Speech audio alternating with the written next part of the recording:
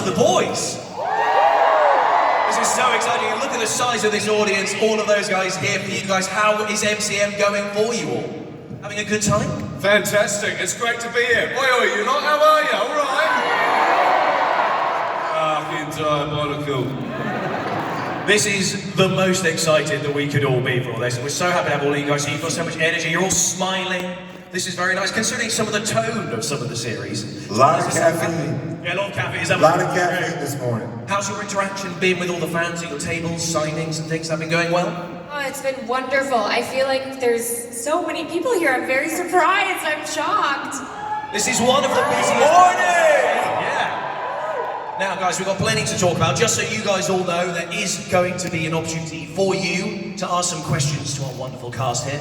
So I'll be letting you guys know, and there are mics in those aisles that I'll tell you to go and queue at. Please be, calm, quiet. Remember, we do have 4 people. Let's try and throw some great questions at all of them, but we'll come to that later. In the meantime, I've got plenty to talk to you guys about, sort of collectively and individually. So let's start with season 5. Now, I know it's not out yet, so you guys can't talk about loads, but we know that the photography finished in July, so we know you guys have sort of wrapped on what, hopefully wrapped, unless there's reshoots or anything, but how has that experience been for you without giving anything away for any storylines? Was it an exciting experience? Was it mixed emotions? It was a fantastic experience. I've got to say, we're so grateful that, firstly, to be, given the opportunity to get 5 seasons, which can be a rarity for a television show. And I think all of us were acutely aware that this was our last ride, and I think none of us wanted to, ride this horse into the ground. We wanted to go out on our own terms, to go out on top.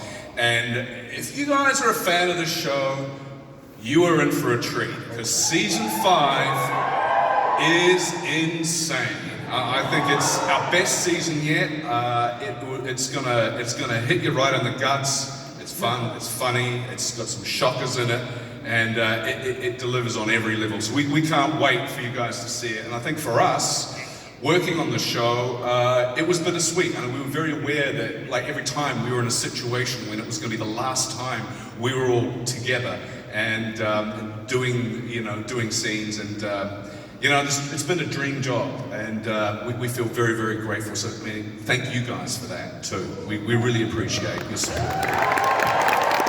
Now, Eric Kripke, the showrunner, was saying that it's going to be a super big apocalyptic final. So, when you guys were first reading the scripts of this new season, were you excited to sort of see how your characters finally make their way to the end? Having seen where everything was left at season 4, were you very excited to see it all? I'll tell you, for me in particular, just the first episode, it was the same feeling as when I read episode 1, season 1. You turn a couple of pages and you're like, what? It's the same thing. We were finishing how we started. From episode 1, a shocker, and it's gonna be a ride the whole way through. Keep your tissue boxes close. Wow. Yeah. For all kinds of fluids. For all kinds of all the fluids. Yeah. A lot of fluids.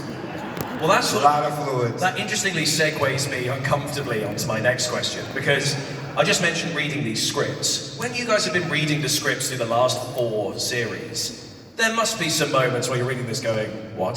So I wrote down just some examples. So Karen, we've seen you beat up a Nazi. Hell yeah. Cheer that. But then in the same breath, we've seen you pummel someone to death with an arsenal of dildos.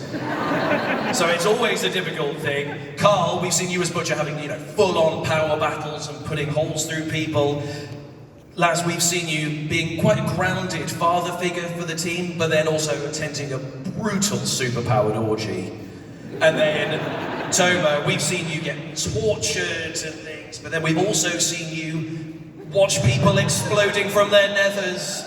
Trying to take a superhero from my buttocks, you mean? Yeah, exactly. So when you're reading these for the first time, what goes through your mind when you're going, okay, this is going to be an interesting day at work? There was so much sick, depraved stuff weaved through these scripts that you sort of became a little bit immune to it, and sometimes you could miss some very key points. I remember we were all sitting in the back of a van once. We were like, hey Laz, did you read the latest draft of the script? And he goes, yeah, I've read it. I mean, yeah, how about that part where you get, MM gets wrapped around his neck with a giant penis? And he's like, no, you're fucking with me. We're like, no, I'm serious. He's a the guy with the giant cock, and it wraps around your neck like a scarf, and he's like, bullshit. And he goes, give me the latest script. And AD comes and he reads this thing, he goes, oh man, fuck you set me up. He thought it was me, but it wasn't, it was Kripke. It was totally him. He pitched that idea to Kripke. I found out. No, I didn't. He just stole himself. Holy shit.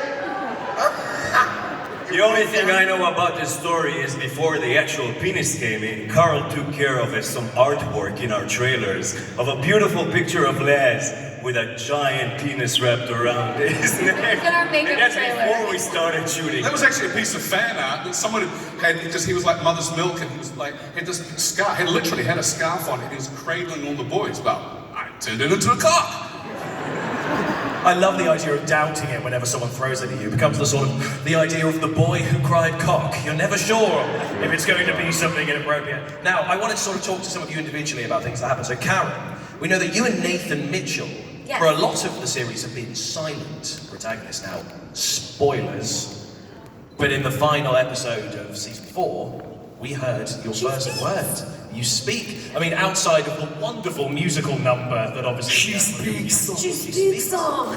So obviously it's also a sign language specifically made for the show, right? As well, that you use to communicate. Yes, we quickly realized when we began her signing journey in, was it season 2? Season 3,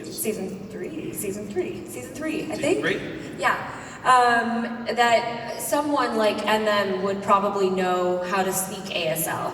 And we wanted the language to be something that was special between her and her brother Kenji, and then eventually with Frenchie.